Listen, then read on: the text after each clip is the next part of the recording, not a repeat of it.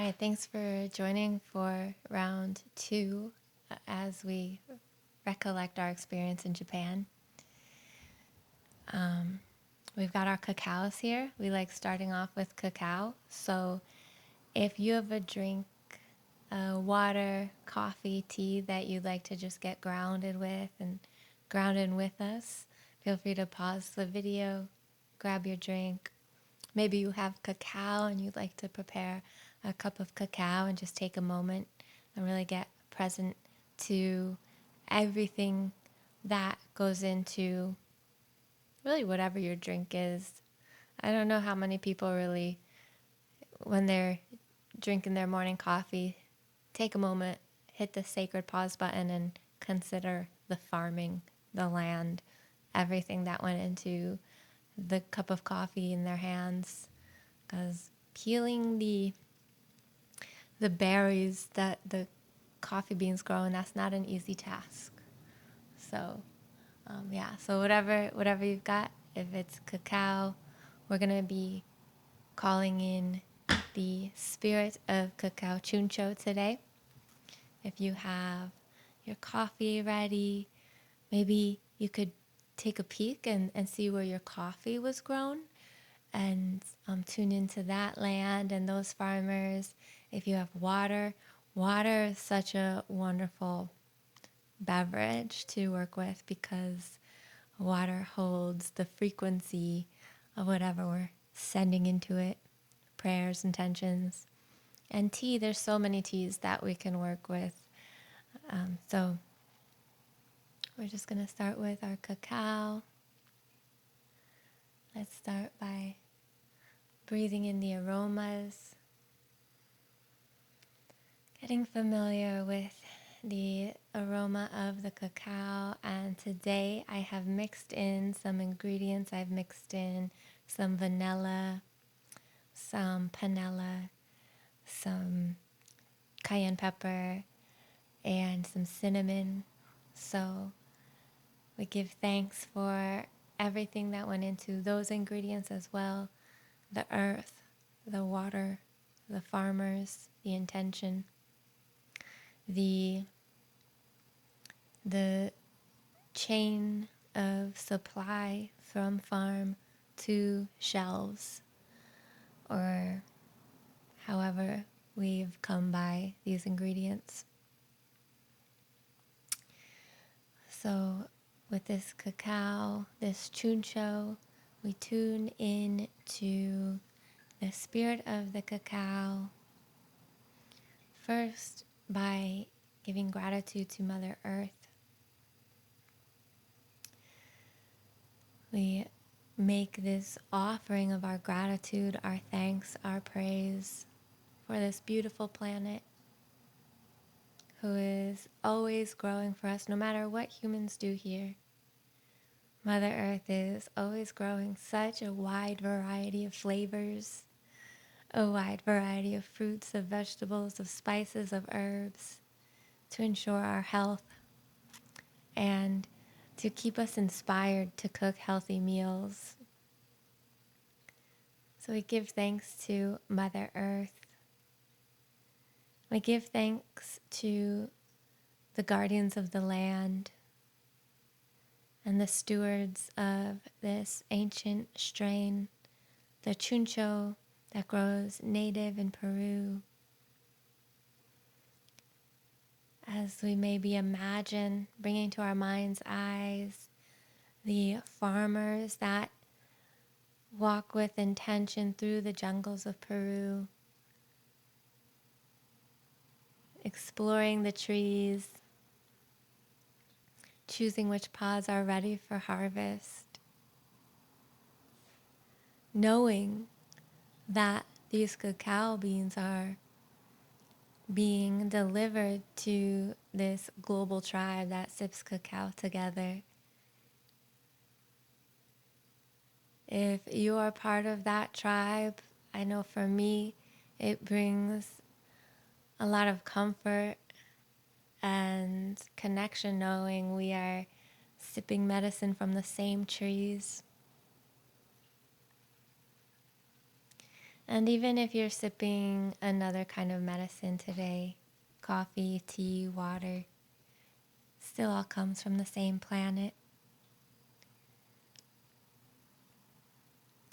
So we give thanks to the farmers in Peru who trust us with these chuncho beans and trust us with a heart-opening medicine that history would show Westerners have not treated cacao as sacredly and respectfully as we would like to.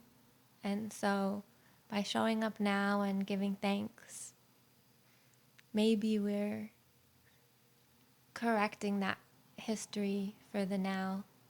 Maybe we're rewriting it, showing up humble and ready to learn from the spirit of cacao and ready to learn from her people. We love working with cacao to open our hearts and open the gateways of expression. Open the gateways of expression from the heart so that our hearts speak directly to the hearts of others. So thank you to our listeners for listening to our heart's expression, becoming an extension of our community.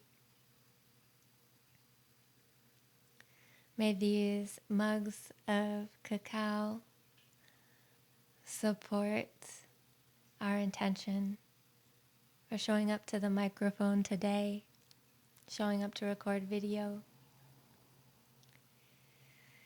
And may the spirit of cacao ensure that every word spoken here today is meant to be spoken, and every word is expressed from purity and love, and every word shared today contributes to the harmony and the beauty and abundance that we are creating on earth as we weave heaven on earth here and now. So at this time, feel free to bow that beautiful knowledge and intellect of the head to the depth and experience and wisdom of the heart, and set your intention. Feel free to speak it into your drink or say it quietly in your head. And then whenever you're ready, start sipping.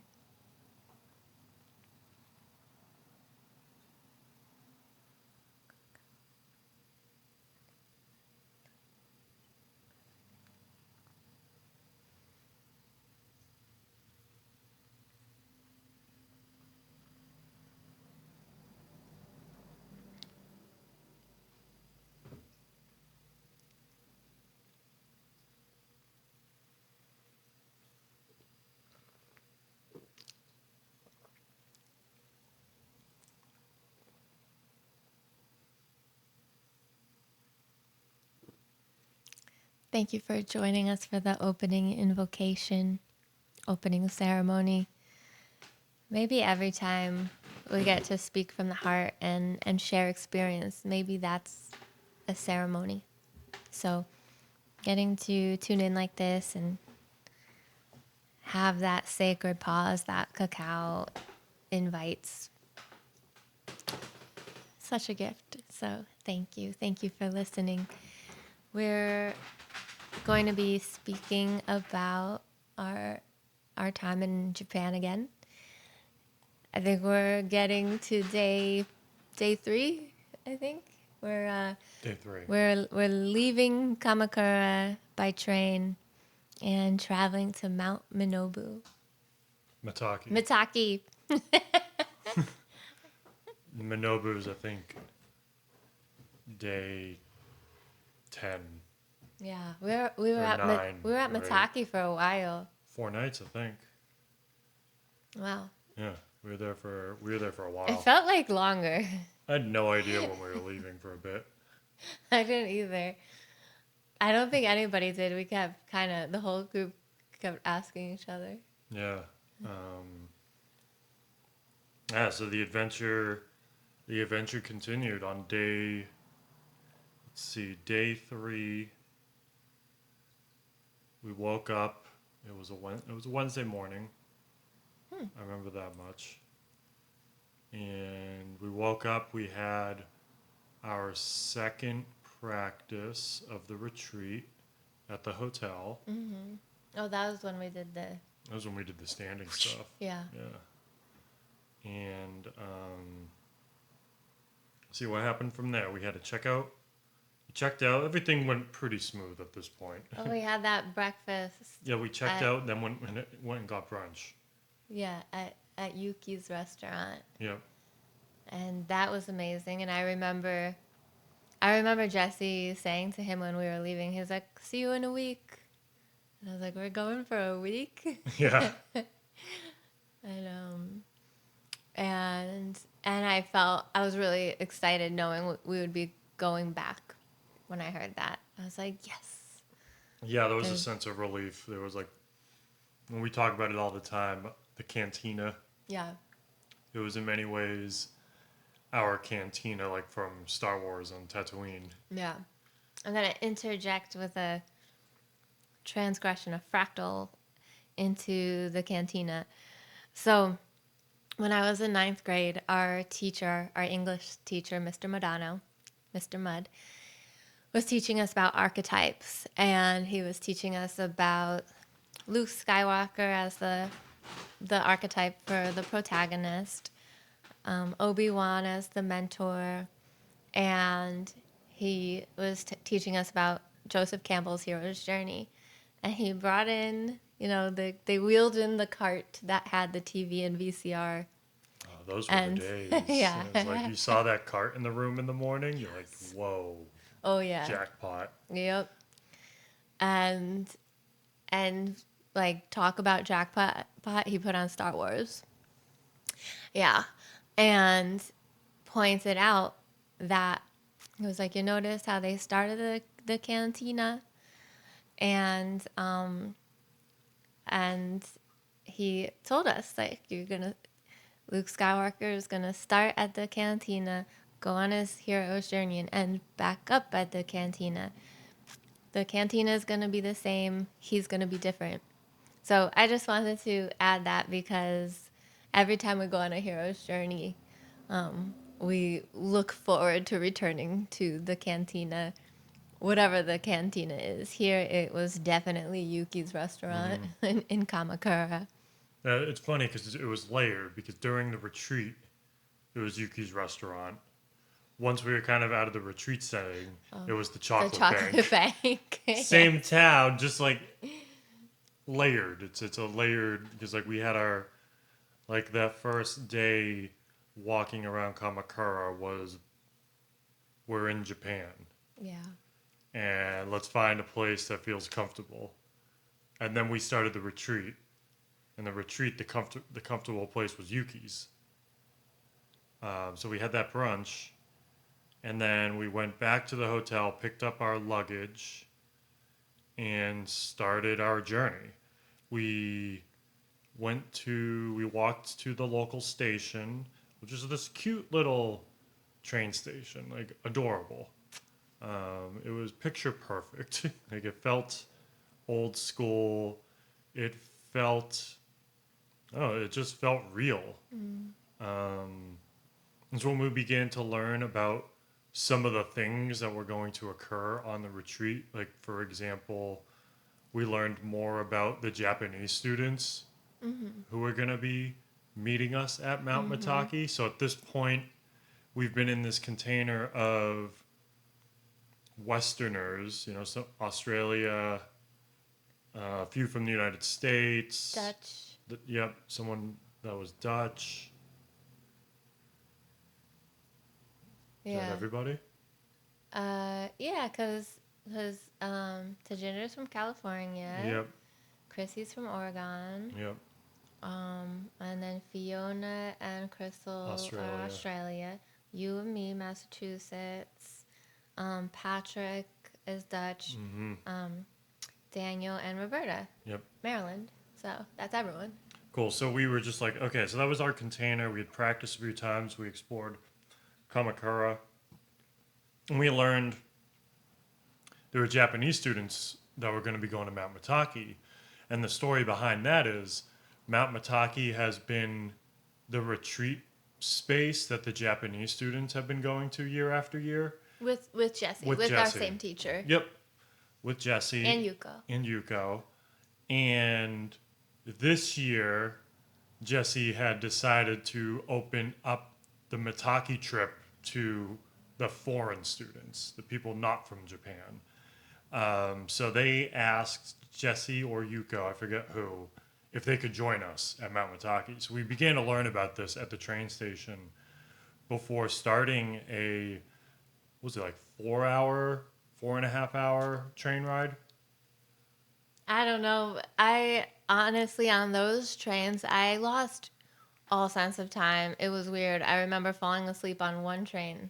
It was the way to Minobu. And all of a sudden we were at our destination. So I have no idea. I'll take your word for it. Yeah, I thought it was like 5 minutes. I think it was 4 to 4.5 hours. I could have been on that train forever. We took a train to, we took our first train to like main city Tokyo, and we changed lines in the major like train station, and it was huge, Yeah. but it's like easy to navigate. They have it really like it's systematic. You just need to know and do the research to know what you're looking for.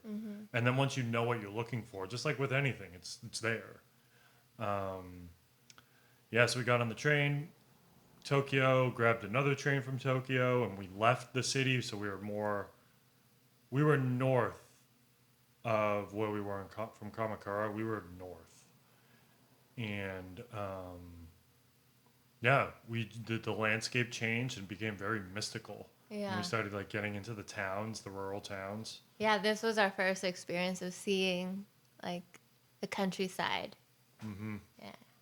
So we take the train. Everyone's just hanging out, and something about the train is it's quiet. There's no loud noises. Everyone is kind of to themselves. It was really kind. Everyone was really kind, just like the train we took from the airport. So it starts to rain a little bit on the train when we're on the train, and when we were in the countryside, you could see this mist and kind of see the clouds, and it was kind of rolling through the mountains. It became very mountainous, though the mountains were lush with green. There were a lot of trees. I know like cedar trees were some of them. Maybe were there pines? Yeah, a ton of pines. Then we finally got to the train station at Mount Mitake. And when we got there, we got out of the train. It was like, oh, wow, we're in this new place. It just felt different. It felt so quiet. And then Jesse started talking about a river that he would go swim at by the bus station that we were about to pick up to take to the Mitake kind of tram. The rail. It was like the rail tram. Yeah. So yeah, that was cool. We made it to the tram, got up the mountain. The tram was super cool. It kind of reminded me of like a like a gondola ride. But that was special. That was super special, and seeing all the mists. Yeah, and then we got out, and there was maybe our first rainbow. I'm trying to think how many rainbows we saw. But do you remember when we got out and we were waiting? I don't know what we were waiting for. But Yeah, I have no there was a idea. lot of that. We were waiting, and we were just walking from there. We weren't really Just like waiting for wandering in like a circle. there was like a scenic spot where you could go and look out, and there was a rainbow. Hmm. Remember? Yeah, yeah, yeah. And so that was our first rainbow sighting. And yeah, then I don't know why, like, it was like suddenly it was time to keep moving on. I don't know why. But there was a lot of that. There was a lot of like getting somewhere, like waiting, not knowing what we were waiting for or how long we'd be waiting, and then we'd be told, like, okay, pick up your bags. Mm-hmm. Also, shout out to my mom for Oh yeah. the she got for me the best hiking pack, the best like backpacking pack from LL Bean that I could have ever asked for, and the smaller backpack that I had. So I like the big pack on the back, smaller like backpack on the front. And just witnessing everything, I was just so grateful because a lot of our comrades had like suitcases, like wheelie suitcases, and watching them navigate with that. That's, I was just so grateful, so grateful for what I had, what I Oh was working with, because I could just walk. yeah. Those were some of the details that like really stuck out to me when we were transitioning from one place to another. It was rolling a suitcase. Yeah, you're not. If you ever go to Japan and you want to explore everywhere, and you want to do what we did, like do it by train, there's a lot of getting in and out and steps. Definitely like the backpack. Yeah, even if it's not Japan, Yeah, if you're it's not gonna true. be if you're not going from airport to resort, then resort to the airport, bring yourself a backpack. Yeah. If you want to be hopping around, you never know the terrain that you're gonna pull your luggage. And you never know what stairs you're gonna go up or down or how crowded it's gonna be on the train. It's just like becomes cumbersome. Yeah. So we noticed a lot of that. So thank you, Mom. Yeah. So then we walked. We walked, I don't know, More a few kilometers. more walking, and it was so beautiful. Yeah. Like it was this path along like these ancient, like in the middle of these ancient forests along the mountain, and they had like placard type like informational things to look at, like the birds that are there, and it was like, did you see this? Oh, and you're not wearing your Mitake Oh Guardian gosh, I of the might have to go Mountain put it on. t-shirt today, but he was on one of those. Yeah. Like, The look, spirit of the forest. yeah, look for him, and he showed up for us. Oh, and on the way, that was when we saw the white crane. Yes. We were receiving lots of blessings. So we were on the train on the way there. We saw the white crane, and so we'll get to the next blessing in a bit. But yeah, so we walked and got to. We were again following the leader, and got to after the windy kind of like a boardwalk in the mountain. We got to the place where all of the shrines and like temple stays are, and I guess you'd call them hotels. Yeah. It was like a little like a little Village. mountain village. Yeah. Yeah. A little mountain village. There was so many cute little shacks. They were complete houses. Like they were nice. And now I remember they were doing construction on the road, Mm-hmm. and that became a whole thing because it was like, how do you get to the hotel?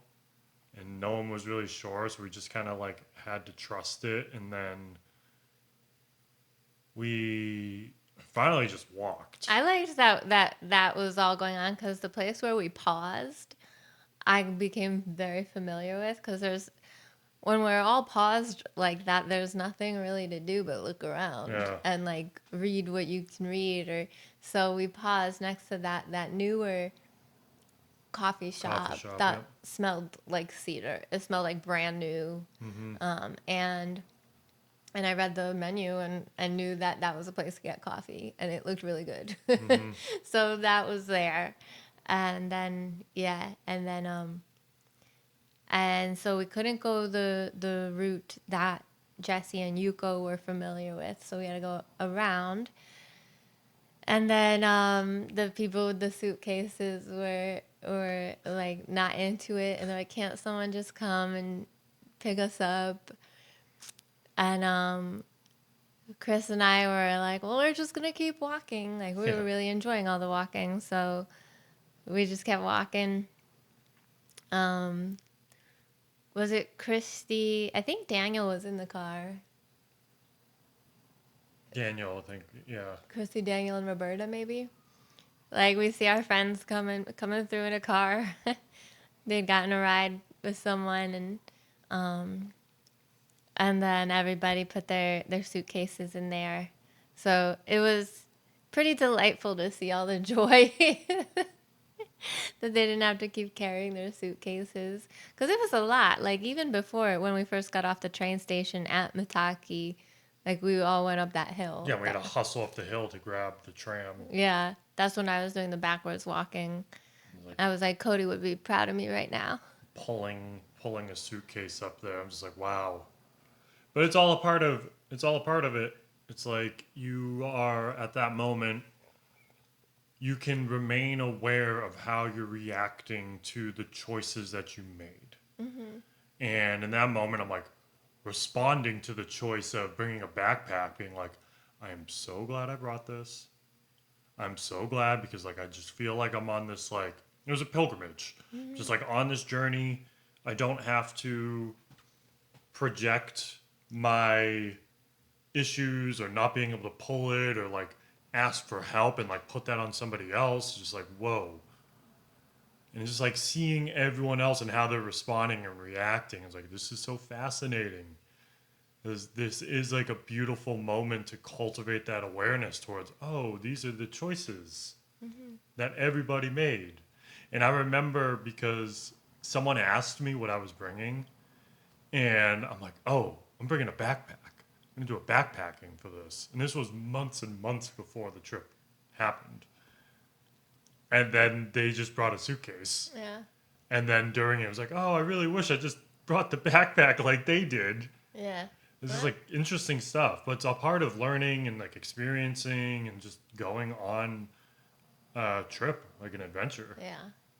I mean, you've also had experience backpacking, so I think there's certain things we just learn from experience. Yeah. We would never know otherwise, like how important duct tape is. Yeah, that there came up. there was all our shoes. My shoes started falling apart. Chris's backpack, the backpack that he was wearing on his front, not the super backpack, but that started falling apart. Another um, another peer's shoes started falling apart. So, in whatever country you're in, if you can find duct tape, Grab it. it might come in handy. We Yeah. were duct taping everything. Yeah, I got that duct tape in Kamakura, Yeah, and everybody was using it. yeah, I felt like it was for like everybody. I was like, whoa, that was a huge, something I never really thought of before. It was Why easy to would you? find, yeah. Now we know, just in Hmm. case. So yeah, so we made that journey. Um, Also, as I'm hearing you talk about like the appreciation for our choices, having those backpacks, I'm also thinking, like, putting myself back there and thinking the the environment we were in was just so mystical, and the air was so like rich, and it was like I could gulp it, Mm. like, and and I think just that also kind of like supercharged me, so that I was like, whatever, it's just a hill, like it's just more walking. It it was one of the most beautiful places I've ever been. and the air, like breathing in the air that was gifted to us by those ancient trees. It was just so thick, and It was fresh. so fresh. And mist, it was like mist was in there. Mm-hmm. This magical mist. But yeah, so we got to the former, it was a former shrine, former temple that was turned into lodging. Shown our room. We were immediately in love with our room and just awestruck by the view. Yeah, our view, you could see it for very far. It felt like it was layered with mountains. Yeah. And you could see the village. We would get incredible sunrises, which was great because we were waking up at like 5:30 every morning there. Practice was at 6 every morning. Yeah, and the room was a traditional Japanese room. You want to explain? Yeah, exactly. It was it was it was like a bamboo floor, and the window shades. It was layered, so there's a screen. Then there was like this rice paper kind of like window that you would close over it. There was barren, like there was a tea, like a table for tea in the center of it. And also there was a room, like a closet-esque type thing that had like pillows to sit on. So that was our seating. And then there was another kind of storage wall that had our bedding in it. And other than that, and then there was like a TV tucked away. And There was? yeah, pretty sure there's a TV in there. Huh. Yeah. I don't remember that. Bathroom. Yeah, it was just it was no It's simple, frills. yeah. It was very simple, no Super frills. simple. And yeah, that's where we stayed for the 4 nights we were there. So we're just like getting used to it because we're used to high luxurious beds, and now we're That like stay there. You don't like put them away and put them in the closet. You know, Yeah. these beds you take out of the closet, set up, wake up the next day, put everything back in the closet. yeah, and I think the pillow had some type of grain It was like in it. Jesse described it as rocks. Was it rocks? That's what he said. It was hard. I didn't mind it because it felt like the pillow would form to your head. That's good. Yeah, I really didn't mind it at all. But it was just not. I was just not. Once we slept and stuff, I wasn't used to being on like this. Maybe like this thick, a few inches thick, 4 inches maybe, less. Yeah, there was not much padding to that bed. Yeah, so we were just like we're getting acclimated, and we're getting acclimated in the room, and then the next thing you know, Jesse appears, and he's just like, it felt like he was vibrating, and just like amped. He was really happy to be there. Yeah. Yeah. He came in, we all sat down, he started feeding us dragon fruit. Yeah. So He goes, he's handing us dragon fruit, and he looks at me and he's like, "It makes women wet." And I'm like holding my hand, and he's just like so serious. He's like, like, yeah.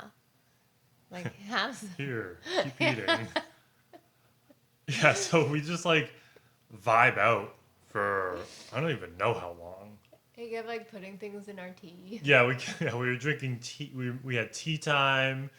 He was making us these elixirs with the tea. I don't even know what it was, but we were just sitting there chatting about the practice. And we're sitting there with our teacher, so whatever he's putting in our tea or our hands, I'm like, sure, why not? Yeah, not gonna say no. Right. Yeah, it was pretty wild. We started talking about just the practice and different ways you can head with the practice and different studies that you can go into and how to bring it forward into like the US. Yeah. Talked a lot about the practice and sex. Yes. Like that seemed very important to him to like teach this. Yes. And he was like, "Come back and study here for 2 years and learn about this." And and and I would like to. I'll go back there and study. And that was also when we talked about our evolution as a species. Mm-hmm. We started talking about that, and he shared with us that we're moving into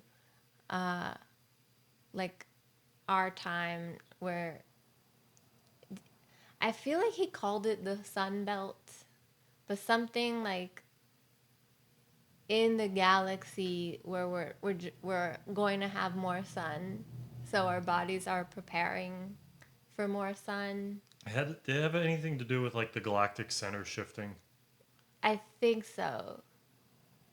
It was something. There was like a lot of information. I was like, in order to keep track or like kind of understand the information or hold it, like retain it, I kind of relate it back internally. Like I relate it back to like what I have already No. like resonated with in terms of study. So I was kind of relating it back to like, okay, so that must be why we're expanding our DNA back to our original like 12 strand DNA. Like that checks out.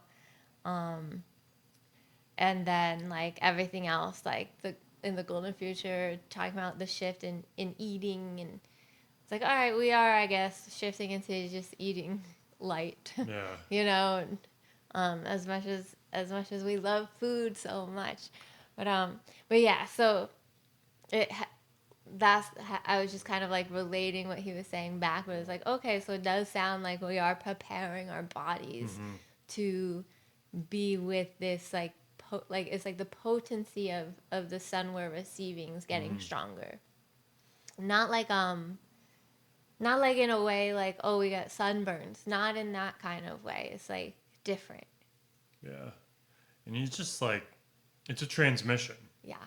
It's a straight up transmission that we were all just, everyone in the room, we were just open and receptive. That's what we met Mari. Yeah. Um, and he's just a well of like intergalactic and galactic wisdom. Yeah. And you just got to be with it. And what I've learned is there's no room for intellectualizing anything. Yeah. There is just, this is it. Like, that's what I've learned about the Tao. It's like, this is, like, as they say, the way. This is it. This is how things are moving. And it's just like, that's what it is. Yeah.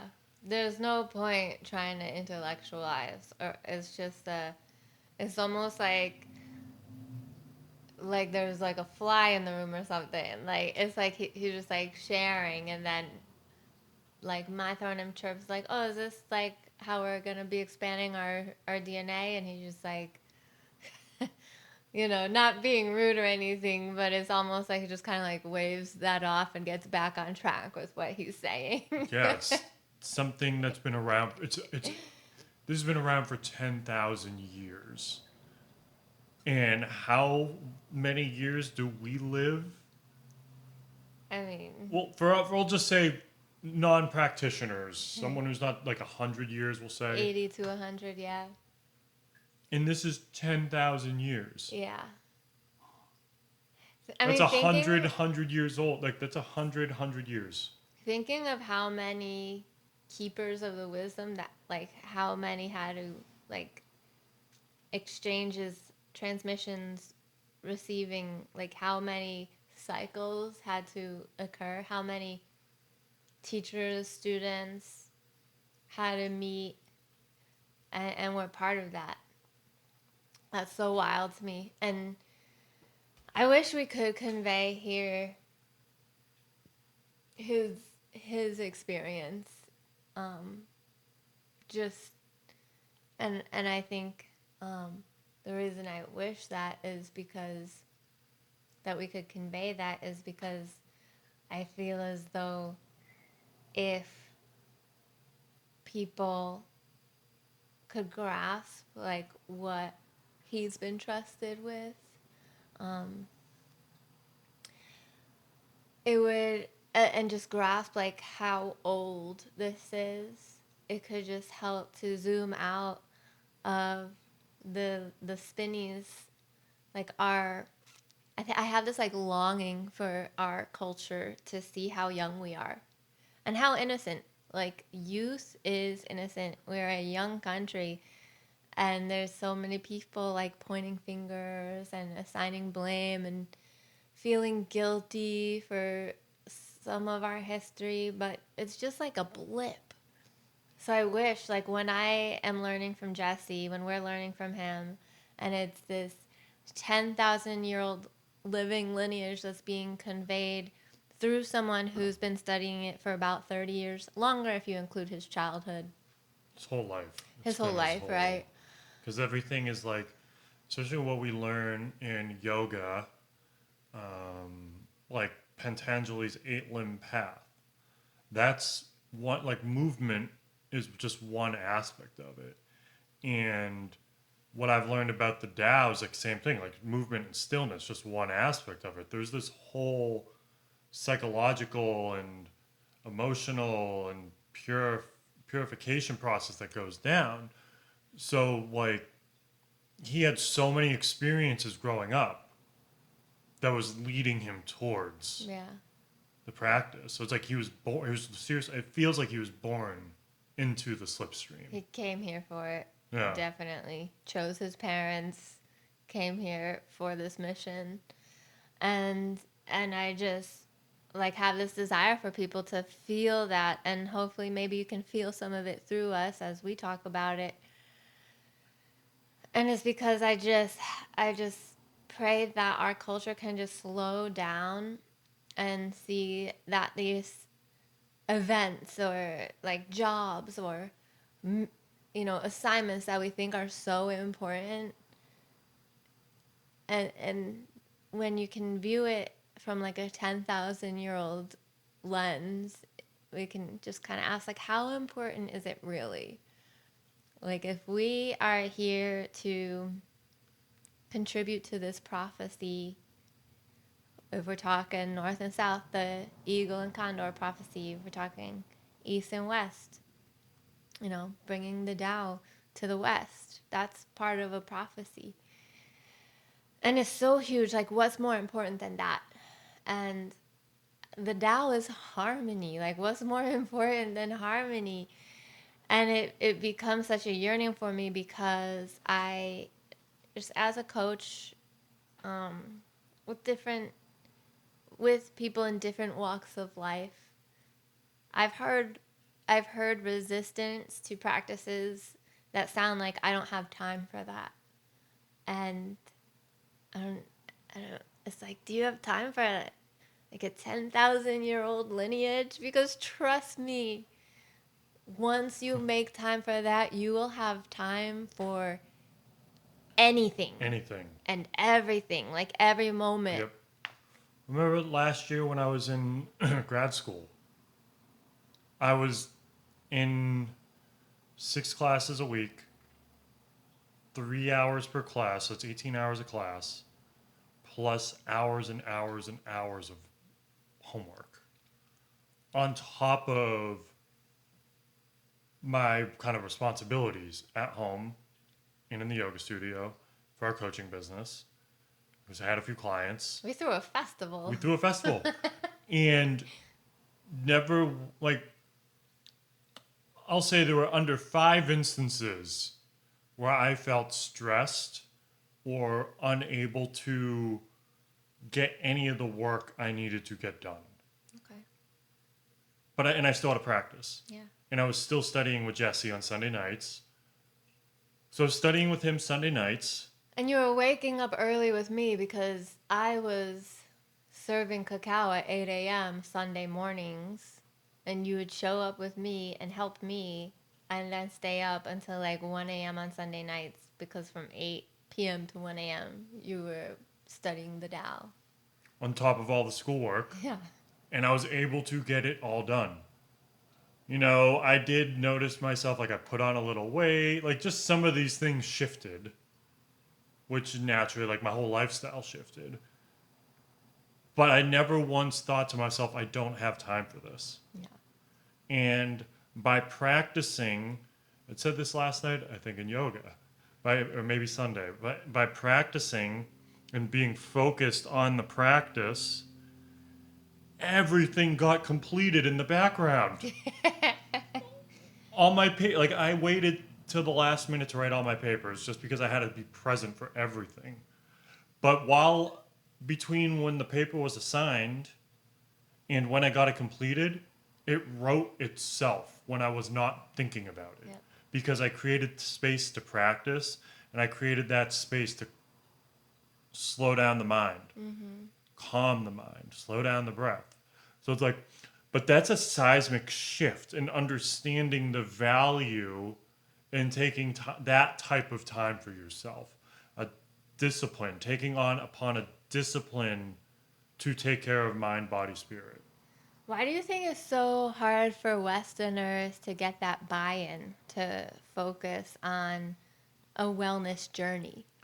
Because we want proof right now. We want proof. We want it right now. We like, if you know, if our phone breaks, we can go get a new one right now. We can do things right now. But there's like these physical transformations. They take time. The changing of the mind takes time. And when we're in a culture that loves due dates, we're in a culture, especially up in New England, because I know different parts of the country it's different. Some parts are super chill and super slow. But in New England, we live, breathe, and sleep by that bell in New York. Times Square, baby. Whether we're in the financial industry or not, that is what's influencing all of us. So without having that like immediate, but like you can look around and see like that there is proof if you do something tonight to prepare yourself for tomorrow, like that's proof that like it doesn't have to be simultaneous and it can take time, but then it'll slowly build. Like notice like morning routines, if you build out a morning routine, slowly it'll build into something great and profound. This might be a good spot if you're listening and maybe an idea came up that it would like maybe just your first instinct, your first like intuitive hit of what you might be able to do tonight to prepare for a more flow Yeah. into tomorrow. And you know that's it. So I think like that we like things immediate. Okay, so immediacy. Yeah. And the reason I said Times Square, when we were on our road trip and we felt like we broke through the firmament of New York City and Times Square and everything felt more chill, we were like, what if we transmute Times Square into infinite circle? So that's coming. 2027, when projectors are in charge The infinite of circle. the infinite circle. So Westerners, we want things immediate. I also think part of it, this came up a lot during our retreat. Westerners want proof, and we want proof intellectually. We want to see studies done.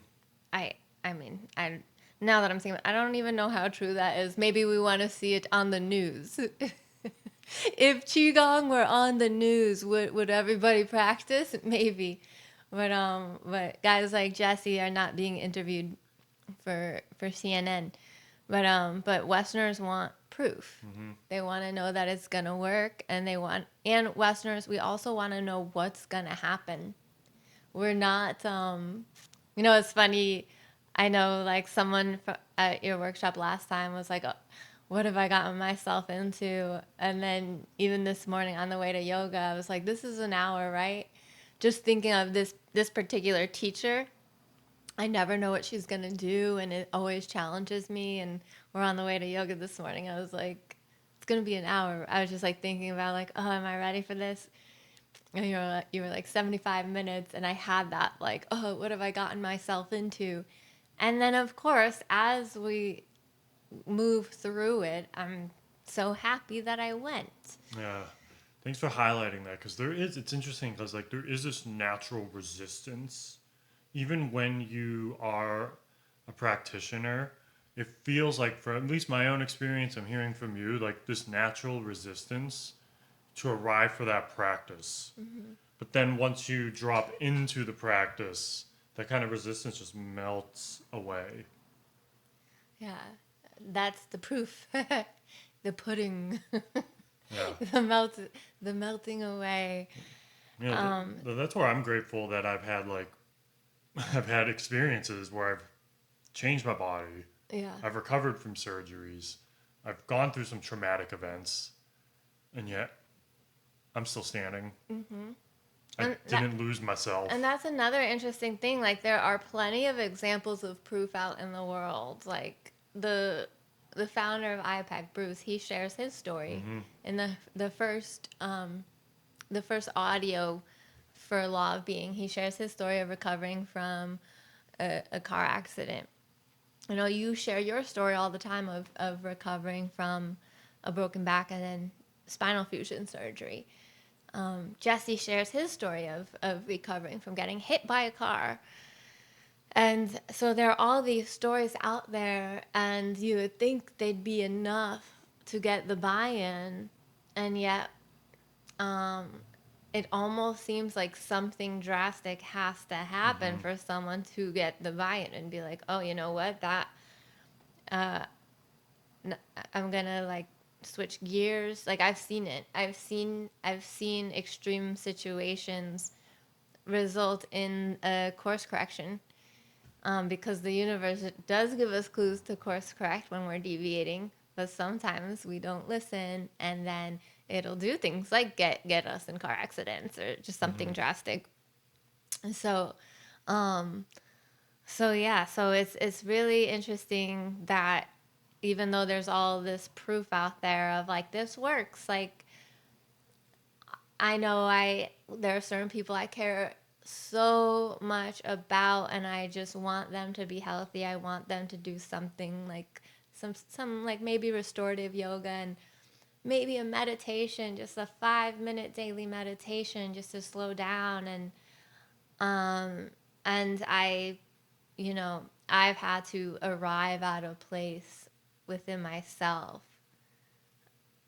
It's making me emotional, of just being like, you know what? They might always say no. Mm-hmm. They might go their whole lives without taking 5 minutes to meditate, or taking, 10 minutes to Mm-hmm. stretch their necks. And I need to be okay with that. Mm-hmm.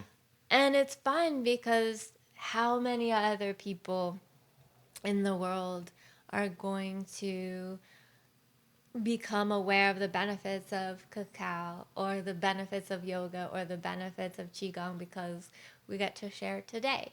Mm-hmm. So, yeah, I don't know how to get the buy-in, but Yeah, no, that's fine. So what we just kind of, our little tangent was very similar to what Jesse would go off on us yes. about. It would just be like, because that just like came out of us right now. Right. That was unplanned. That's just what kind of like flowed out of us.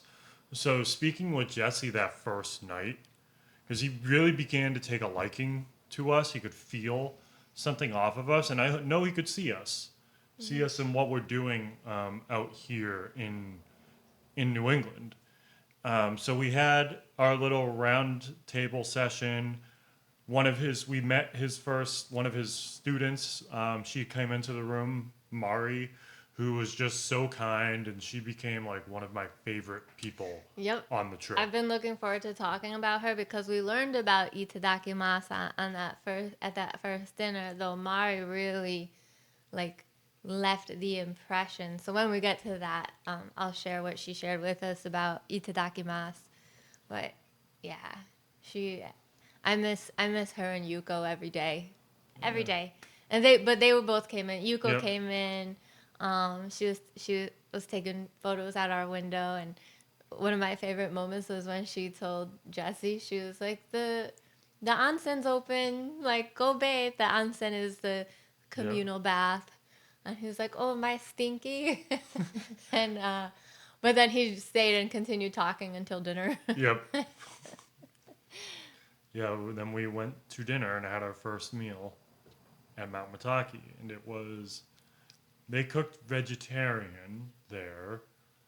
Um, how would you even describe the meals? I was so Art. like that's where stress showed up for me eating Oh yeah, yep. because every meal for me was like, what is soy? Because I have a soy allergy, and we're literally in a soy based country.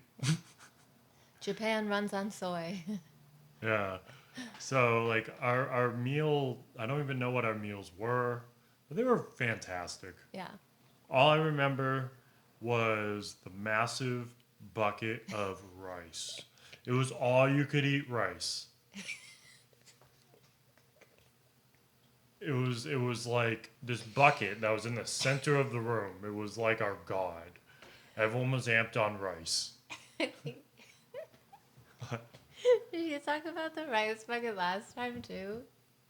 That's I've just how heard you talk about. Maybe you talked about it. I talk about it all the time. Yeah, you It was, you you could just really loved the rice bucket. it was this like wooden it looked like like barrels that they make. Obviously it wasn't as big as a barrel that they make wine and whiskey in, but it looked like one of those barrels small that you could go that it went onto the table, and there was this like wooden cap that you'd take off of it and you'd open it up and then rice would be steaming. And I was like, whoa, they're just gonna let us serve ourselves here. Yeah.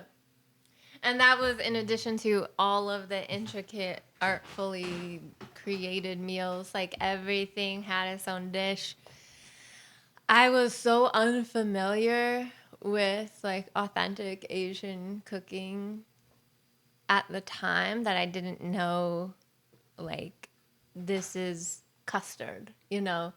Like Egg. we're just like, yeah, the egg custard. I'd be like poking around with a chopstick, trying to figure out what it was. And now, since we've been back and we're watching Top Chef, I now know it's very common, and it is delicious. But I remember that being one of the things that I was like, I have no idea what this is. Yogurt was usually at breakfast. I don't think that was at dinner. There was usually some like fire element, Oh yeah, like stir fry, like personal stir one of the fries. coolest fucking things. Sorry for the beeps. I think Not to maybe stop swearing. YouTube will do the beep. Yeah. um, but like one time we came out and there was this tall plate thing. It was like ceramic maybe, and it had there's like openings on the bottom, and inside was this tin that had blue-ish Yeah, goo in it. yeah, the flammable. Yeah. And then the top was this like plate that did it have a cover on it? Yeah, it did, and it had like the The string? leather like strap that you pull up, and I think it was like cast iron. Hmm. I think the plate was cast iron. Okay. So yeah, you'd light you'd light this thing, the heat, the flame. It was a flame. Yeah, it was a flame. The flame would turn on, There's fire. and then it would roast, stir fry the raw vegetables Yeah, right it would at give the them table, like the best char. right there. And you could do it like have it be your own personal preference. Like I liked a lot of char. I let Yeah. it in there. And yeah, so that was really cool. And yeah, everything it just looked like every meal was a work of art. Mm-hmm. And then Mari taught us the deeper meaning behind itadakimasu, which I was so grateful. Oh, I'm just like picturing her now, thinking of her. She's soft spoken and so sweet and so wise. Like she to me, when I think about Japan and the culture, I think of her. She's just one of those wise young beings. Like, you know how you never expect the young people to be so wise, and she is, and she is so in tune with the earth, and I could just tell that she is a mystical weaver, the way she walked around Mitake and like fluttered her fairy wings. She's kindred, and I know our paths will cross again. So itadakimasu, that's what we learned. The first dinner we had to signal our gratitude for the meal. And then in Mitake, Mari had the opportunity to go a bit deeper and teach us that it's a way also of thanking everything that went into the meal, of thanking the earth, the soil, the rain that nurtured the plants that grow, the seed, the farmers, every hand that contributed to the process of getting the food from the farm into whether the stores or the markets or maybe direct farm to table. The itadakima, the animals, if we're eating, we were eating vegetarian, but if we were eating not eating vegetarian, if we were eating omnivore, more of an omnivore style meal, itadakimasu would honor the life of the animal, thank it for its contribution to the local farmer, kind of, what we would do. Like leading up to that, we had a very lengthy gratitude practice before each meal, because I would begin with thanking, sometimes, thanking the farmer, thanking the chicken, and I'd be like, thanking the chicken for the soul contract that you chose to come here and work with this farmer, and in doing so, you're creating a local economy for this farmer and a community, because we all go to farmer trash. And so when I would do the gratitude practice, it would just kind of like go on because I'd get lost in the sauce, like in my own third eye of watching all of the components that had to come together for us to be sitting with our meals. And so when we learned itadakimasu covers it all, we really adopted it. And Jackpot. yeah, it's like, oh, the food doesn't get cold.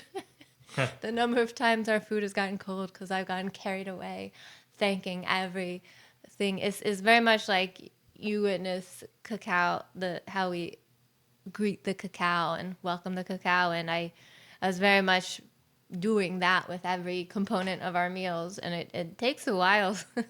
So we're stoked on itadakimasu. We're like, this is quick, and it gets the same, like, we know the feeling, the impression of it, and it achieves that. Mm-hmm. Wouldn't you say? I'd say so. Yeah, so that was like the meals. They were great. Yeah, we had And all the meals, every food served was intentional. So a lot of the vegetables that we ate had a purpose for organs within us. They were like they had detoxifying elements to them. it was the was it following the Buddhist diet? Okay. No, that wasn't as Yeah. traditional. Okay. It's close, Similar, probably, yeah. because we had a lot of tempura. Yeah, and I think we did have. Oh, we had egg. Did we not have egg at Minobu? No No egg egg. at Okay, Minobu. so we had egg and yogurt at Mitake. Yogurt was pretty common in at breakfast. Mm-hmm. Everything was delicious. There was a lot of looking at each other and asking, "What is this?" A lot of trades It was too. a lot of trades. which was great. I could eat everything that was served, so I was very happy receiving everything that other people were allergic to, like mushrooms. Like there were so many mushrooms, and some one of our like Fiona couldn't eat mushrooms, so I got to eat double mushrooms and double miso because you couldn't eat your miso. And then the nori was there for every Every meal. meal. So I got very used to taking a strip of nori, putting my rice in it, and eating like a rice taco. Hmm. So good. Yeah, so that was our first meal. Culmination of many meals, I guess. Yeah. Yeah. And then we had our first night of practice after. Oh yeah, Oh, yeah. the supreme moment. It was a Yes. full moon. It was It one of the was the first. full moon in Pisces that night because I remember I was like so tired and full after dinner, and I was like, and oh yeah, and Yuko was like, Rachel, you can go bathe. I was like, thank you. I felt so nurtured by Yuko, Yeah. like letting me know, like, oh, you know, she knew we didn't bathe yet. Yeah, then we all bathed and we all bathed. No, we had separate bathrooms. Well, Men and women, I shared that night after dinner. I shared a bath with Jesse, yeah. and he comes in and he's like, puts a little towel on his head. He's like, "This is how you do it here." And he's like sitting there in the bath with me with this towel on his head, Yep. and we had gotten a deep conversation, and that's when I could like tell he like trusted me because we started talking about like, this stuff's not about money, though we all have to find a way to make a living. Yeah. So he starts talking to me about his pricing structure and all these different things. And I'm like, word, this is happening. Like, we have a class right now. Yep. But I'm like standing there like, wait, you're the teacher. Yep. I actually got used to being in class because I remember sitting there for half an hour, and I was like, Chris isn't here, Jesse's not here, and I got really used to that at Mitake. I was like, if Chris isn't here, it means he and Jesse are in the tub together. Sounds Scratching weird. each other's backs. Sounds weird, but the communal bathing was actually really nice. Like I Of loved. course, some of the most profound conversations happened. I think for the men maybe. For the women, it was a lot of giggles and a lot of just quiet peace, eyes closed or eyes open because the view of I don't know if you guys had a view of nature. Yeah. We had a really pretty view out our bathtub. But the bathtubs, if you want to go to Japan and experience the communal bath, you have a shower head, and you make sure you're clean. You can sit down on a stool. There's little stools. You sit down, make sure you're all clean, and then you sit in the bath and you have a soak. And it's really nice. It's really nice, like having that be a communal thing. I don't know why I loved it so much. Like bathing, like I'd get excited to go bathe with the ladies, and I think the men, you guys probably looked forward to your like secret conversations. There were only because it was only the only men. It was just you, Jesse, Daniel, and Patrick. Yeah. So the men were very outnumbered. Yes. And then when the Japanese students came, it was like all women. It Like was all women. all the Japanese students were women. Yes. So that was our first night. Yeah, that was our first night with the Japanese students. Yep. And things got a little confusing. Things got a little confusing. The wheels started coming off. Yeah, which was fascinating to witness. It was like, whoa. I want to pause here just so I know, like, how deep we're getting into the supreme moment. Probably not too deep. Okay, because it is a sacred container. Out of respect. Yeah, it's a sacred container. But like, yeah, it just got really fascinating when we're merging two groups together, and one of the groups is obviously like Japanese students, the other group is Westerners. So there's just going to be these cultural differences. And we had some moments, but it made us grow closer together as a whole group in a really like lovely way. So, but like, as long as, one of the things I learned is when you're by a group of practitioners who practice, they're going to utilize their tools to like figure out how they're feeling about a certain situation and come from it like from that like awareness and observation. And then you have the ability to talk to one another about what's going on and like share your own experiences. It was like really cool. Like the conversations that we had the next day about what happened. Yeah. That was actually some of my favorite part of the journey. Was there was a bit of chaos that night, and then that next day we got to talk about the chaos, and everybody had their own experience with it. Everybody had their own interpretation of it. We as the students, like, we went for a hike the next day up to the like wolf shrine. Super cool. And we're all talking with each other about it. We got to see more of the personality of the Japanese students, and that melted my heart because the night before, like, what had gone down, it kind of like separated us.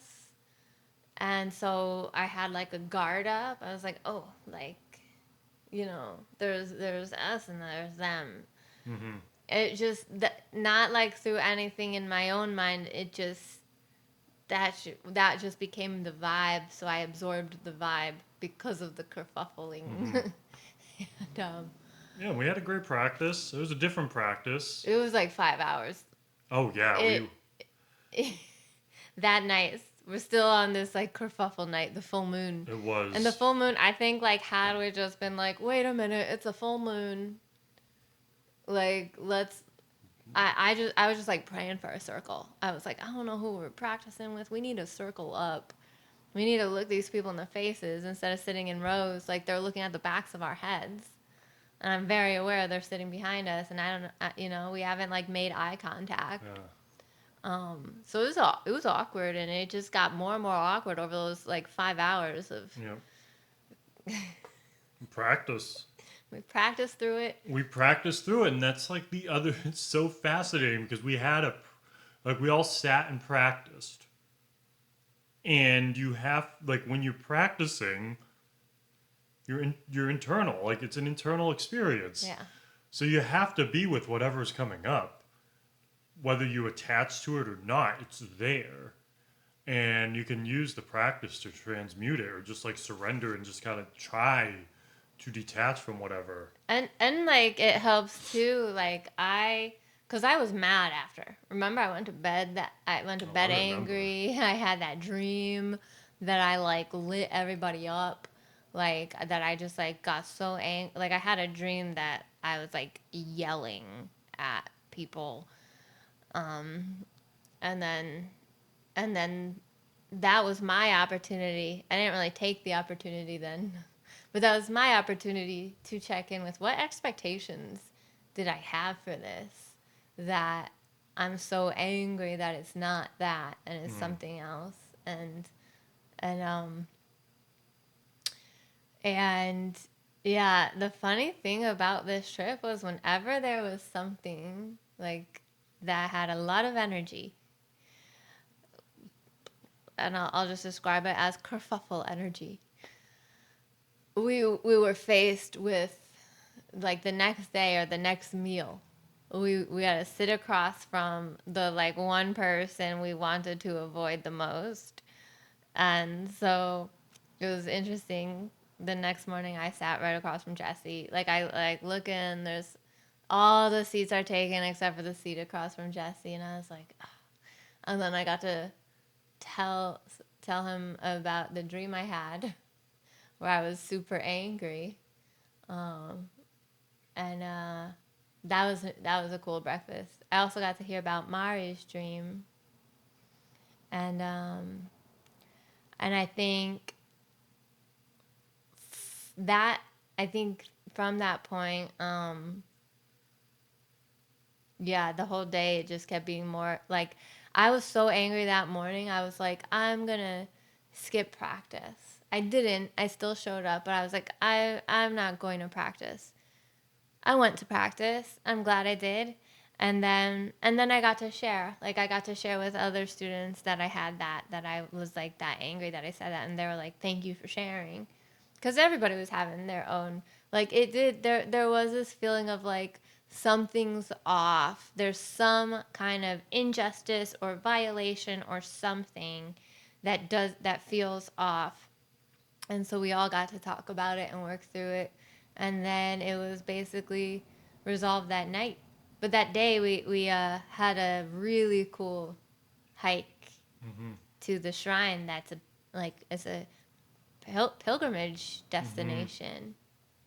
Yeah, the shrine for, it's like wolves and dogs, and the shrine protects the spirit of Mitake. Mm-hmm.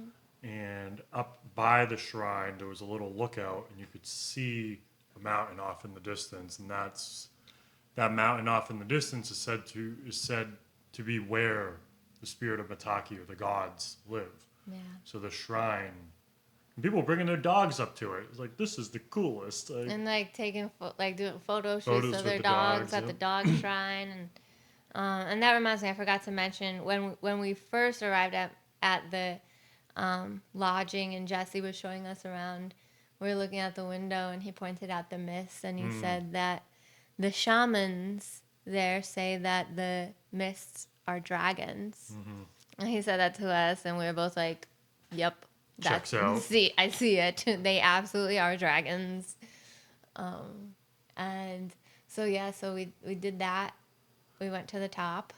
Yeah, and once we were in the container of retreat, starting in Mount Mitake, we were practicing 2 times a day, roughly 2 to 3 hour practices, sometimes 4 or 5 hour practices. Some days had 3 practices, or just that one day. Mitake, the one day with the Tai Chi. Yeah. Okay. Just that one day. Mm-hmm. Yeah, so yeah, the first full day at Mitake, we had the morning practice at 6 a.m. After being up after being up until like midnight. with the whole of.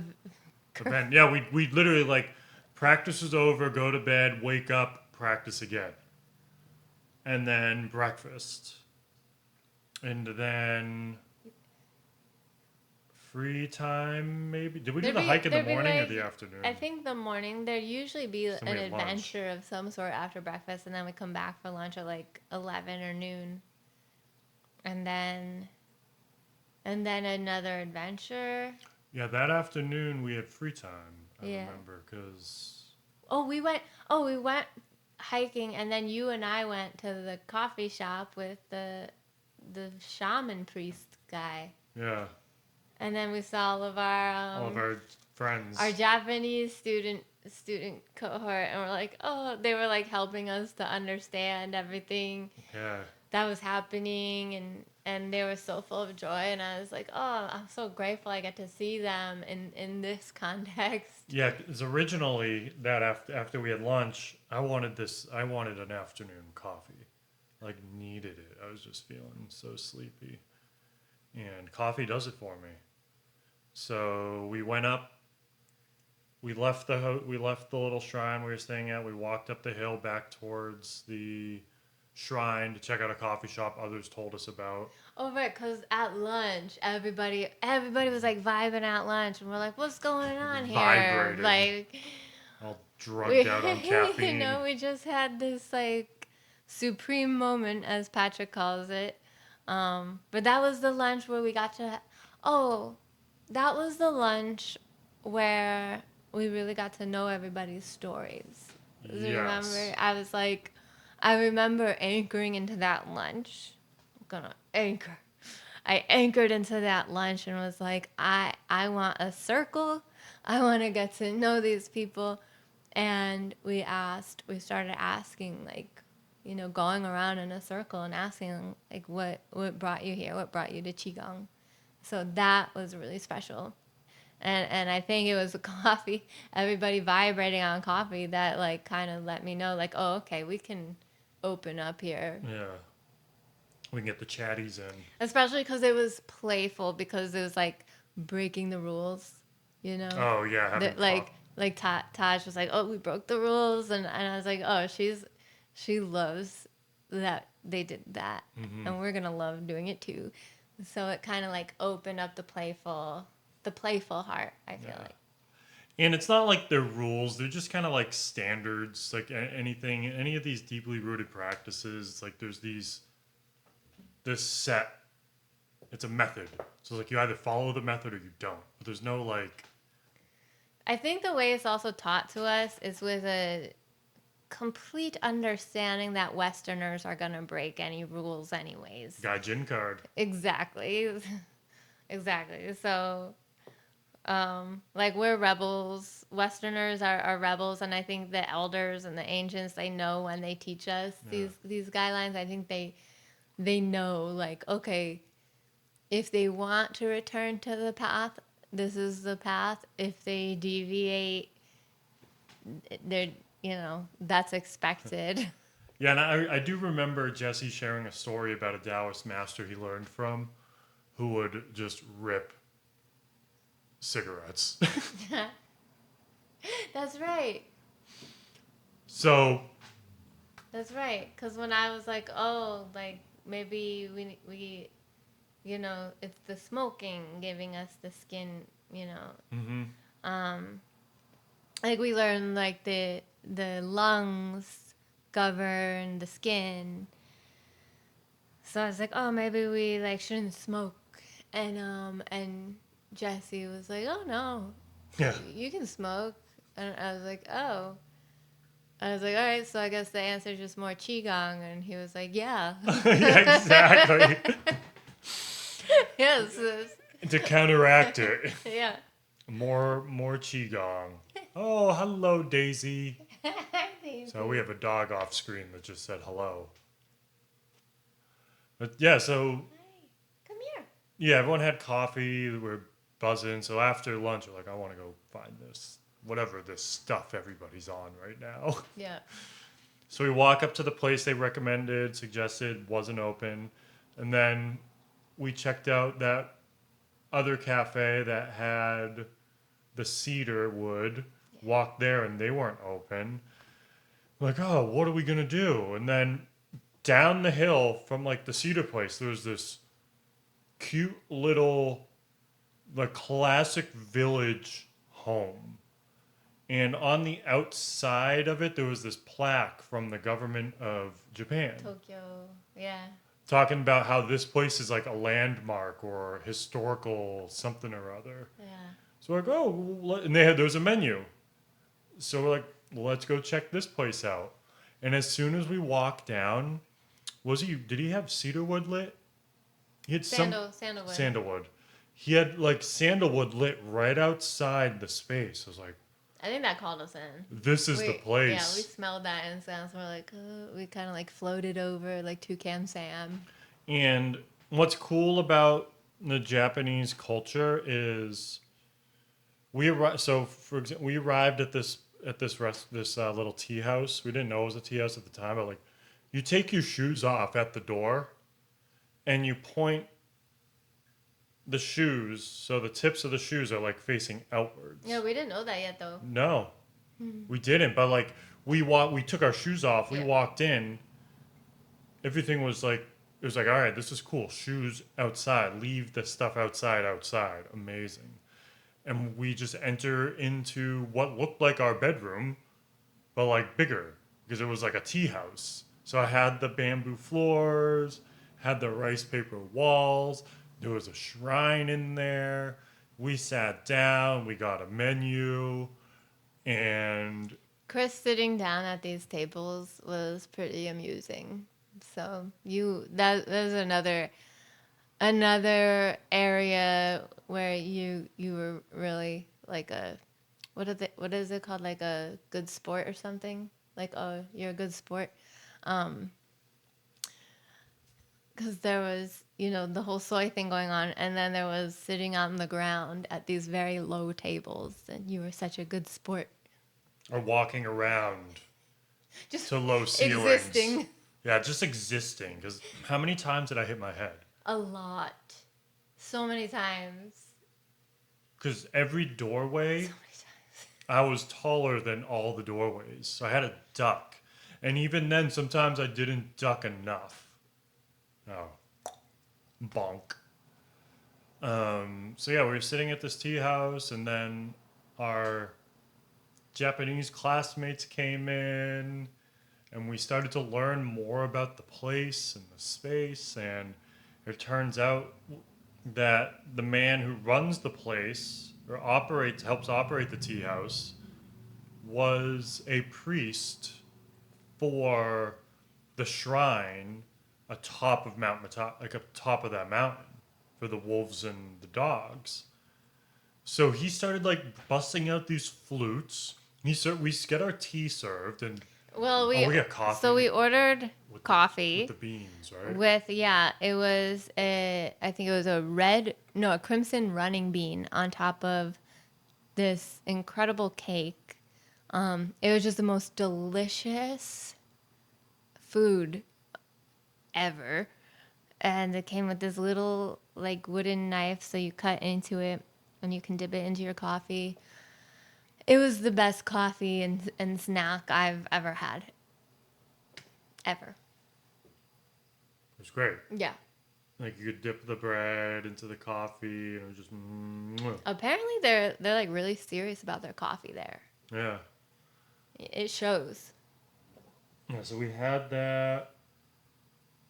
It was so And good. That bean The blew my mind.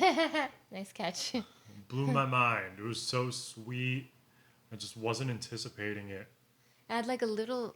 It looked like icing. And the interior was white. Yeah, right? it was so good.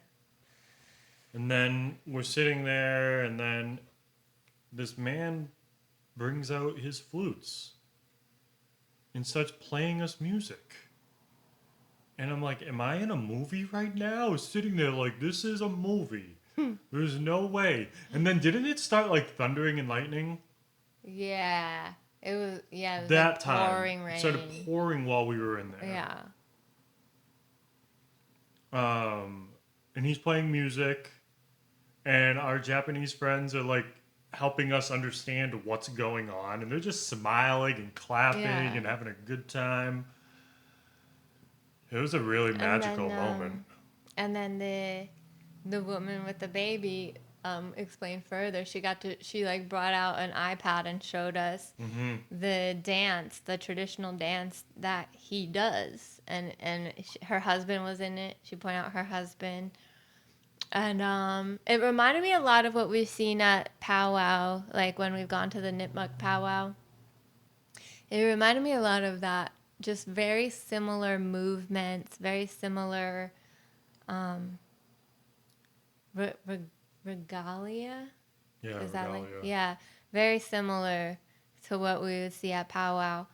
So that was really special. I think I cried because I get emotional when something like so meaningful and ceremonial is shared with us, because to me that's like a symbol of trust. Like we're being trusted that we're gonna receive this, we're gonna take it in. We're not gonna like turn away or be afraid or. Yeah, I can like feel my heart like as we're talking about it, just growing like the Grinch's heart. And I think that's what happened. I think my heart, it just expanded my heart so much that the kerfuffle from the night before was purified through the ancient flute. Yes, and then we had that experience. We walked back. Wasn't too far of a walk, maybe 5 minutes up the hill, and went back to our room. Did we grab a beer then? One of the days we grabbed a beer at the vending machine. I think we did. One of the days we did. We grabbed a beer at the vending machine. I think that was like we just like there were beers in the vending machines. Like I think we just had to do it for the sake of getting a beer out of a vending machine. And I remember, like, whenever we had the beer, the next day, the empty can was gone from the trash can. Yeah. We had a trash can in our room, and the empty beer can was gone. It's like, whoa, they're coming in and, like, taking trash. I hope they Yeah. don't tell the teacher. Yeah. People in room 7D or... we had the beer and went to the onsen and bathed, and then was that also when we saw the guardian of because remember we were all in the room. Yeah, because it brought us together that night. Yeah, because we were all back in that room together again For the practice. for practice. Like after dinner, we bathed, had dinner, and then practice. Like practice was usually right after dinner. And I was explaining what we saw. We were just sitting in our room in our robes, and I see this beautiful creature. Every creature, I look into their eyes, and they remind me of Trixie, our cat. So I look, and there's this beautiful creature, and I think it kind of looks like a deer or a goat. Either way, I take a video of it. Maybe a boar. It did not. It did, but I know that comes up. But yeah, I thought it was like a deer, and it just came up, like walked right below our window and ate from the trees. And I got to look so deep into its eyes, and it was just super. It was a blessed moment. Like again, I'm saying, like we had so many moments where we could tell we were being blessed. And then when we showed up for practice after dinner, did you ask if they were like deer? Oh no, Christy was like, did you hear that boar all night or all morning? And you were like, yeah. And then you're like, oh, we saw it. And then I was like, I don't think it was a boar. I think it was a deer. And then I was like, I'll go get my phone. I have a video. You got the whole room involved. There were how many Japanese students? 5. I thought there were. I think it was 5. Okay. 5 or 6. I think there were. Because I think there were 17 of us total. But including Jesse and Yuko. I'm not sure. I just remember him saying the number 17. 5 or 6. Okay, so I get my phone, and I'm showing everyone this video of this creature, and everyone's like calling out different animals. And then one of the Japanese students said the name of it, and she was like, you know the Miyazaki film Princess Mononoke? And I was like, yeah. And she's like, that's the animal that the dude rides, the prince guy rides in that film. And then they told us how sacred it is. It is the guardian of the forest, and that we're super blessed for having seen it. And so that was that night, because we were all like, usually we would show up for practice and it'd be pretty quiet. Everybody's like kind of just like getting ready, working through whatever we need to work through to prepare for what practice is. And but that night everybody was like active, and everybody was laughing. Like Jesse walked into a really talkative, giggly, united class. This brought us all together because Daniel is always very skilled at bridging the gaps, bridging cultural gaps. He took my phone and went right to the Japanese students and was like, "What is this?" And that's how we got our answers. And that's how Chris ended up with that shirt that he was wearing the last video. Because then one of our Tajinder saw that shirt in the gift shop and was like, you have to get it. Yeah. And so we both got them. But yeah, that was special. I think that animal knew we needed that. Mm-hmm. Yeah, it absolutely did. And it was like known as the spirit of the forest. They just roams the forest, and there's no rhyme or reason to if you'll ever see one. Yeah. Yeah. And then we had our practice Yeah, that and night. practice was like, I don't know, it was physically challenging the first once we started getting into the inner alchemy practice. And I had studied the inner alchemy practice with Jesse. I forget when I took my that training with him, but being in person taking this with a group of people is so different than doing it at home by yourself. Though now that I've had that in-person transmission, I find it easier to do it at home because I can tap into that space of doing it with other people. But those first few practices, they were so challenging for me. You know, one of the intentions behind for going on this retreat was to heal a sacrum injury that occurred when we got into a car accident last year. And I just like had a feeling going and doing this practice would help move and shift things. So we were doing these seated practices for this was day 2, but we had done 1 hour on day 1, no, an hour on day 2, an hour on day 3, then 6 hours total on day 4. First night at Mitake. Oh, this is the second day, so we're heading into the second practice of the second day at Mitake, and my hip was on fire. I was like, what the hell? How am I supposed to do this? It felt so challenging to sit for the duration of the class.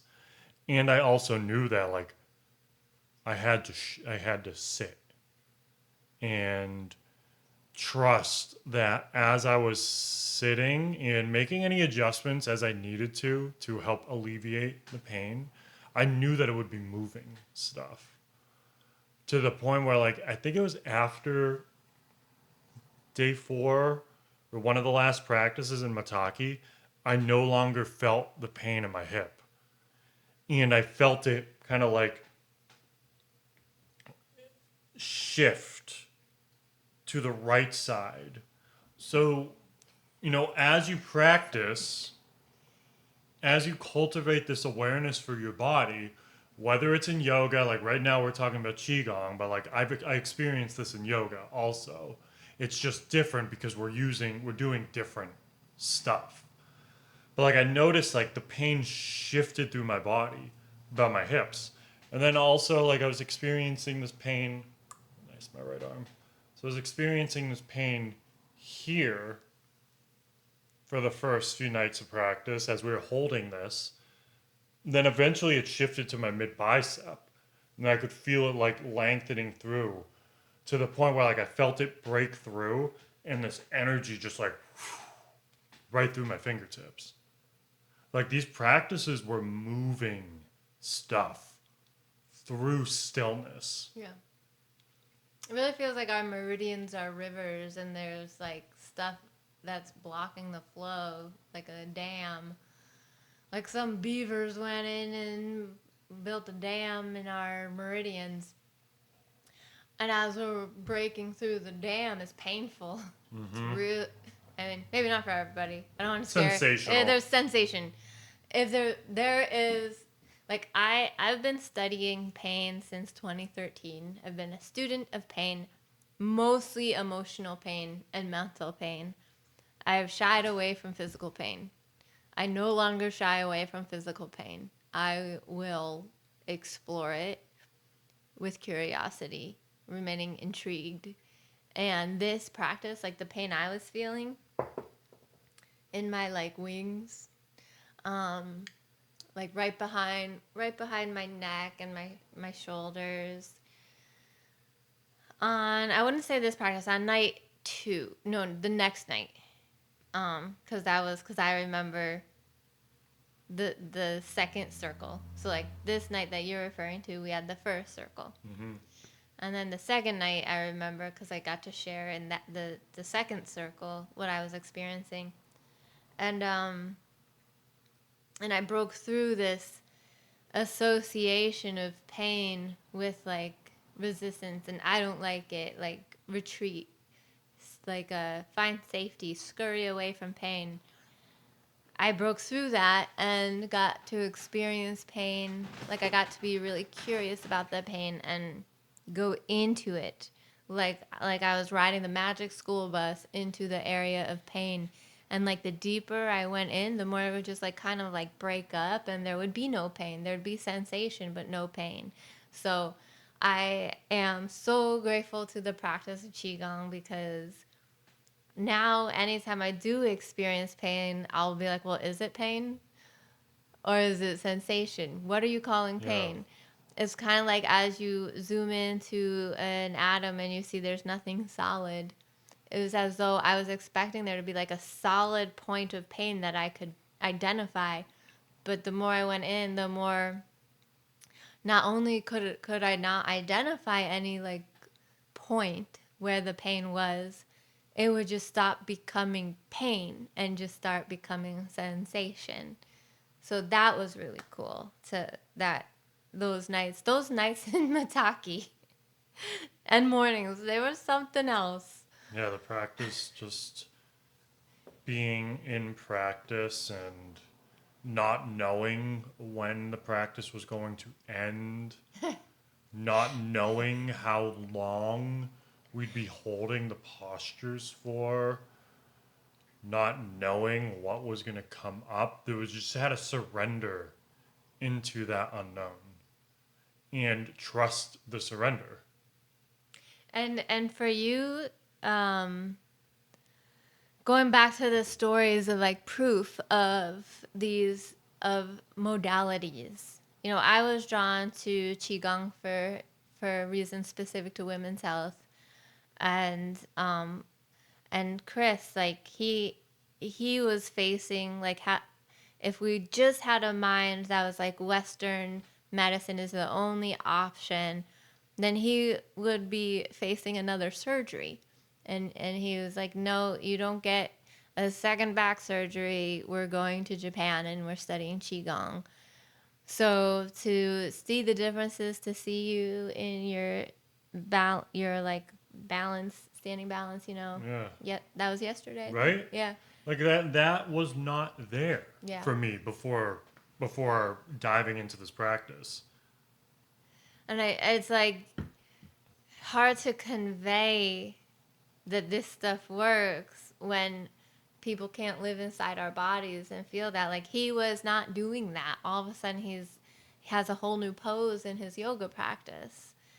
So yeah, just another, you know, again, the buy-in is such a mysterious process. I don't know how to inspire others to embark on a journey like this. It is so worth it though if Western medicine is saying this is the only option. Maybe you feel something in your gut and you're just like, maybe for others, but not for me, doc. I'm going to try some other options first. Because that's with what I've been experiencing with women's health, specifically related to my menstrual cycle. Just going to the doctor for me was not an option because of previous doctors' experiences. I'm just a nope. And everything that I was experiencing, you know, the clots that I was having when I would have my cycle, everything's better. So, again, like, I don't know how to inspire others to embark on a journey like this. We can only just speak to our own experiences. Yeah, so that was day 3 and 4. Day 3 and 4, yeah. Because we finished out that practice that night, went to bed, and then That had was a good another. one. Well, we had a circle. So, Oh, yeah, we had the so circle. like, you know, I've been craving circle because we have this new cohort practicing with us that night. Like, I feel like Jesse read my mind because that night practice Definitely. ended and he called us all in a circle, and that was when we got to know. That was such a gift. We got to know our Japanese peers, and he prompted them to teach us about Japanese culture. And learning about Japanese culture was such a gift. Like learning about harmony. Actually, is my brown notebook in there? My also from Japan. Meow. Trixie bag. Had So to get it. yeah, of course. Thank you. Um, I just wrote down a couple of things that really. I wrote down fascia trains. I like seeing my notes. I wrote the issues are in the tissues. But then I wrote wa, W-A, means harmony. And just some notes I wrote. I can expand further, but I wrote hey wa, martial code, shamanic animism, Zen. So there are all these ways of saying, like, bring the chi with you.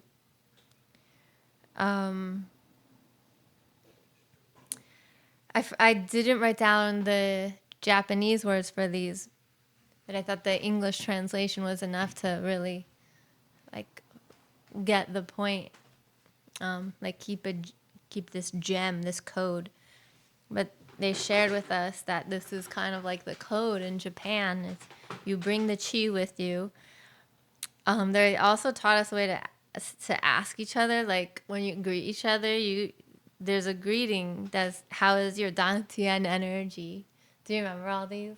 No. Like, and you say, like, I'm original. These like greetings, like I wrote down energy of the sky. I'm not sure what that was, but the wa, meaning harmony. And that was when they taught us that Japanese culture, like everyone works together, and it just there's a real energy of synergy there. So that was night 2 At Mitake. at Mitake. Day 4. Night 2 at Mitake. Okay. And then, so that was beautiful. I was really grateful for that circle and getting to see the Japanese women start expressing more and more. Yeah, feeling more comfortable Yeah, and with one another. It was really nice. yeah, yeah. We definitely felt more bonded as a group after that. Yeah, we just had that experience at the tea house, Yeah, and then the experience with the antelope. The antelope. yeah. It's an antelope. So yeah, we really coming together. It was nice, and the practice held all of it. It held all of it. Whatever came up held all of it, and like Jesse was able to hold all of it in like a really profound way. We'll get more into that as we continue to travel on to the next days. Should we finish here? Let's just wrap up Mitake, maybe.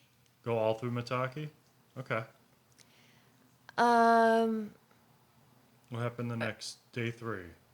All right, maybe we should wrap up Yeah. here. There's a lot 'Cause more. we're at like an hour 47 minutes. Goodness, a lot happens in Yeah. one day in Japan.